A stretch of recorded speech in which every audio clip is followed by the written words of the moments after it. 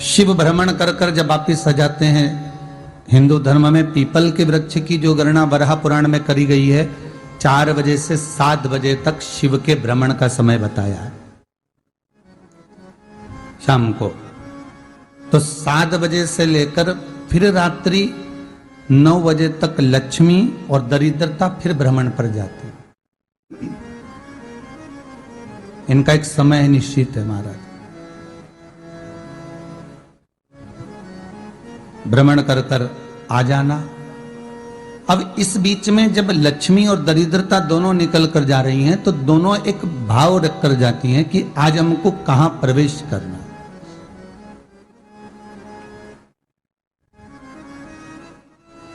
आज हमें किस जगह पर प्रवेश करना है, आज हमें कहां पहुंचना है, आज हमें किस जगह जाना है। और जिस नगर में जिस मार्ग से लक्ष्मी और दरिद्रता निकल कर जाती है, ये दोनों का जब निकलना होता है, इनको स्थान दिया गया जहां पर स्वच्छता हो, घर के दरवाजे पर रंगोली डली हुई हो, द्वार पर जल छीटा गया हो। महाराज, उस द्वार पर लक्ष्मी प्रवेश करती है तो दरिद्रता भी जाने लगती है अंदर। जब दरिद्रता अंदर जाने लगती है तो लक्ष्मी उसको रोक देती है, पहले मैं देखकर आती हूं कि तेरे लिए स्थान है कि नहीं, तू यहां रुक।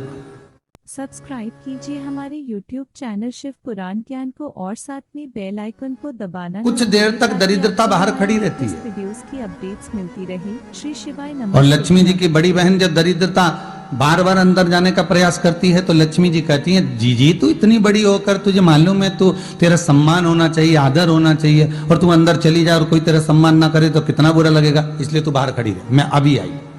अंदर जाती है और जब लक्ष्मी जी भ्रमण कर लेती हैं, अंदर प्रवेश कर कर आती हैं, और प्रवेश कर कर आती हैं तो दरिद्रता पूछती है चले अंदर। तो लक्ष्मी जी कहती हैं, तुझे मालूम नहीं है क्या जी कि जिस घर में मैं प्रवेश कर जाती हूं उस घर में फिर दरिद्रता नहीं जा सकती, क्योंकि ये तेरा वचन था,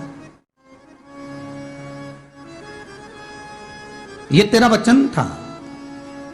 अपन दोनों का जब मंगल विवाह हुआ था, मेरा विवाह जब नारायण के साथ में हुआ और तुम्हारा विवाह जब दुस्साह मुनि के साथ हुआ, दरिद्रता का विवाह दुस्साह मुनि के साथ हुआ। जब अपना दोनों का विवाह हुआ था तो अपन दोनों ने एक वादा करा था कि जिस घर में लक्ष्मी प्रवेश कर जाएगी उस दिन फिर दरिद्रता नहीं जाएगी, और जिस घर में दरिद्रता प्रवेश कर जाएगी उस घर में फिर लक्ष्मी नहीं जाएगी। अब जब मैं अंदर देख कर आ गई हूं तो तू अंदर नहीं जा सकती, अर्थात लक्ष्मी के चरण जिस घर में पड़ गए उस घर में फिर दरिद्रता प्रवेश नहीं कर रही। चलते चलते फिर दरिद्रता ने देखा और लक्ष्मी जी इसको लेकर गई, और लक्ष्मी जी ने देखा कि इसके दरवाजे पर जल नहीं छीटा गया, इसके दरवाजे पर ना रंगोली डली है, इसका द्वार साफ नहीं हुआ है, इसके द्वार पर दीप नहीं है, इसके द्वार पर कलश नहीं है, इसके दरवाजे पर ढेर सारा कचरा पड़ा हुआ है, कोई श्वान कोई कुत्ता गंदगी भी कर कर चला गया है, कहीं बिल्ली ने गंदगी कर रखी है, कहीं जीवों ने कुछ गंदा गिरा रखा है। तो फिर लक्ष्मी जी कहती है, जी अब मैं होकर आ गई थी ना, अब तू जा, तू होकर आ। और दरिद्रता प्रवेश करती है तो अंदर जाकर क्या देखती है दरिद्रता कि इतनी सवेरे से मैं घूमने इनके दरवाजे पर आई और ये तो सब चादर तान के चकाचक गुर्राटा भर भर कर सो रहे हैं। तो दरिद्रता कह देती है, तुम्हारा भाग्य ही बेकार है, तो मैं क्या करूं, तुम ऐसे ही सोते रहो। और दरिद्रता गुस्से में बाहर निकल कर आती है, लक्ष्मी से कहती है, लक्ष्मी तू इसके घर में जाना ही मत ही। तो दरिद्रता को कहती है, जी तेरी बात नहीं मानूंगी क्या मैं? लक्ष्मी जी बोली, मैं तेरी बात नहीं मानूंगी, बिल्कुल नहीं जाऊंगी इसके घर में, तू चिंता मत कर, चल आगे चले। फिर आगे बढ़े। ये लक्ष्मी और दरिद्रता का प्रवेश। आपके घर का द्वार, आपके घर का दरवाजा। फिर निवेदन करूंगा एक बहुत सुंदर बात, हमें महाराष्ट्र से सीखना चाहिए, हमें साउथ से सीखना चाहिए, दक्षिण से।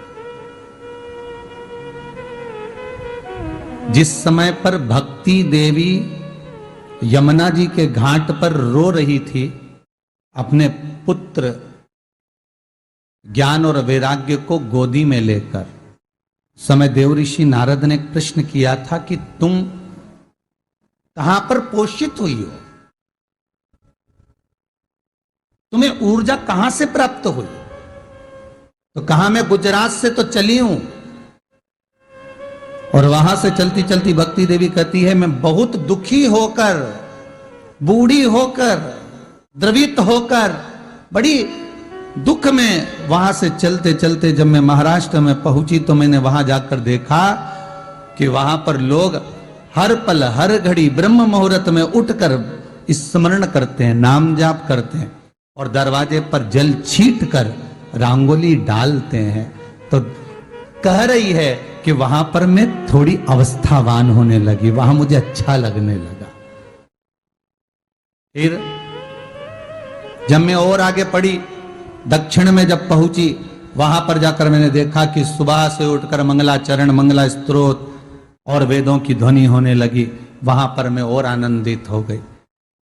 हमें कुछ चीजें महाराष्ट्र से सीखना चाहिए कि वहां रहने वाले जो भगत हैं, वारकरी संप्रदाय के जो भक्त होते हैं, वैष्णव जो धर्म के भक्त होते हैं, उनका नियम है सवेरे के समय घर में पानी है कि नहीं है, पर जब भी वो घर का दरवाजे के बाहर थोड़ा ना थोड़ा पानी तो छींट ही देते हैं। और छींटने के बाद फिर वहां पर अपने यहाँ तो दिवाली पर रंगोली बनती है जी, और वहां पर रोज की रंगोली बन जाती है कि कभी हो सकता है परमात्मा राह भूल कर हमारे घर में प्रवेश कर जाए, इसलिए वहां प्रतिदिन की रंगोली, प्रतिदिन।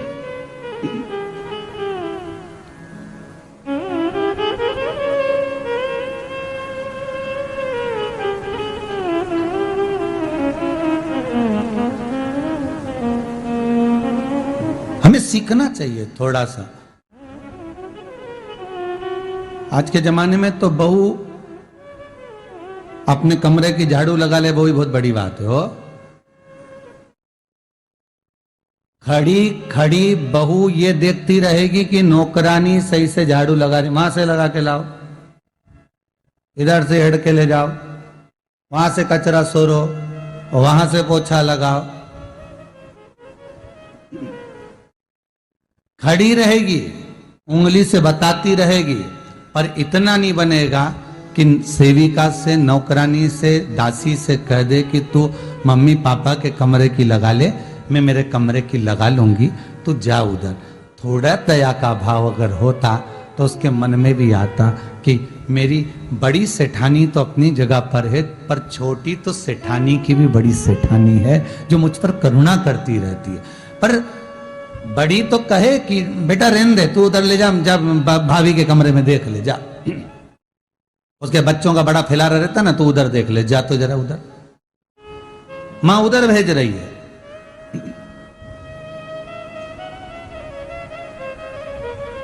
थोड़ा सेवा का भाव हमारे भीतर हो।